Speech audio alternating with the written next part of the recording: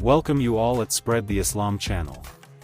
Today's video is about Ottoman Empire and Usman Ghazi.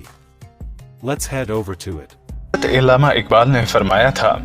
अपनी मिल्लत पे कयास अक़वाम मग़रिब से न कर, ख़ास है तरकीब में कौम रसूल हाशमी। इस्लामी नुक्ता निगाह के मुताबिक दुनिया में सिर्फ दो कौमें यानी मुस्लिम और गैर मुस्लिम हैं, जबकि दीगर अक़वाम के नज़दीक कौम का तसव्वुर मुसलमानों से कतई तौर पर जुदा है। और यही वजह है कि हमारे दीन में मुसलमान खा दुनिया के किसी भी हिस्से से ताल्लुक़ रखता हो, वो कौम मुस्लिम का फ़र्द है, जबकि उससे हटकर कौमों की ताबीर औतान यानी वतन के हवाले से की जाती है। जैसा कि अमेरिका का रहने वाला अमरीकी और फ्रांस के बासी को फ्रांसीसी कहा जाता है। और अगर हम अपनी तारीख से वाकिफ हों तो मुसलमानों का सियासी मरकज सिर्फ मरकज खिलाफत हुआ करता था, जिसकी सरबराही खलीफा का मनसब होता था, जबकि बाकी तमाम हुक्मरान खुद को सलातीन के लक़ब से मुमताज किया करते थे। लेकिन बदकिस्मती से 20वीं सदी की पहली चौथाई में जंग अजीम के फौरन बाद मुसलमानों का मरकज खिलाफत, जो कि तुर्की में खिलाफत उस्मानिया की सूरत कायम था, को ख़त्म कर दिया गया,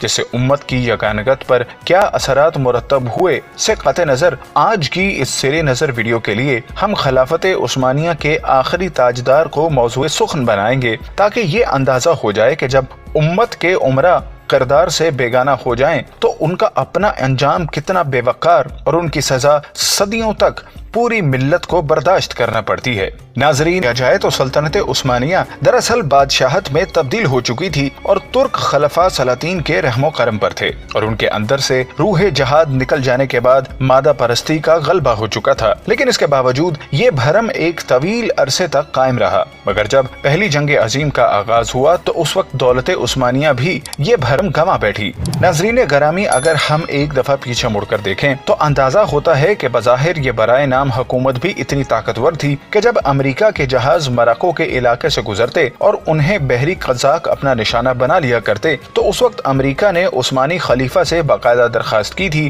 कि हमें उनकी शर अंगेजियों से तहफ़्फ़ुज़ दिया जाए। लेकिन जैसा कि हमने अर्ज किया कि इस फितने को इब्तदा में खुद मुसलमानों के अंदर से उठाया गया, जिसके बाद शरीफ मक्का के 3 बेटों को 3 अलहदा रियासतें दे दी गईं, जो कि अपने मामलात में बिल्कुल आज़ाद हुकूमतें थीं, मगर इसके बावजूद अभी तक खिलाफत का भरम कायम था। और फिर जंग अजीम अव्वल में नाकामी के बाद जब दुनिया के नाम नेहाद थानेदारों ने मुसलमानों के इस मरकज को खत्म करने का फैसला किया, तो आप हैरान होंगे कि उस वक्त पूरी इस्लामी दुनिया में एक भी मुल्क ऐसा नहीं था जहाँ से इस फैसले की मुखालफत में कोई जानदार आवाज उठ सकती, बल्कि ये सिर्फ हिंदुस्तान के मुसलमान थे जिन्होंने आजाद न होने के बावजूद तहरीक खिलाफत बर्पा की। और वो इस कदर ताकतवर तहरीक थी कि उसमें मुसलमानों के साथ हिंदू कौम का लीडर महात्मा गांधी भी शामिल हो गया। इस तहरीक में यूं तो तमाम ही हिंदुस्तानी मुसलमान शरीक थे, लेकिन मौलाना मोहम्मद अली जौहर, मौलाना शौकत अली खान और उनकी वालिदा मोहतरमा अम्मा बी का एक नाकाबिले फरामोश किरदार है।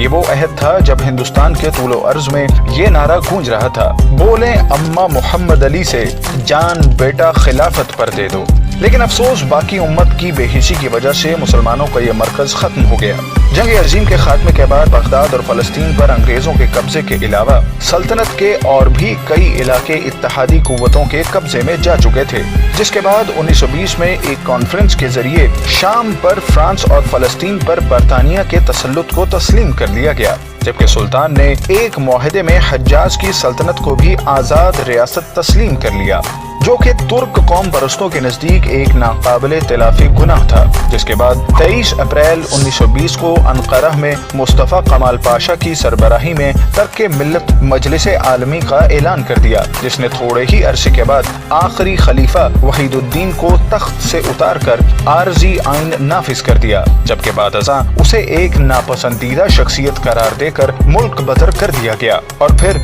1 नवंबर 1922 के एक काले दिन को सल्तनत उस्मानिया के खात्मे का ऐलान कर दिया। If you like the video, hit the like button and subscribe to the channel for more informative Islamic historical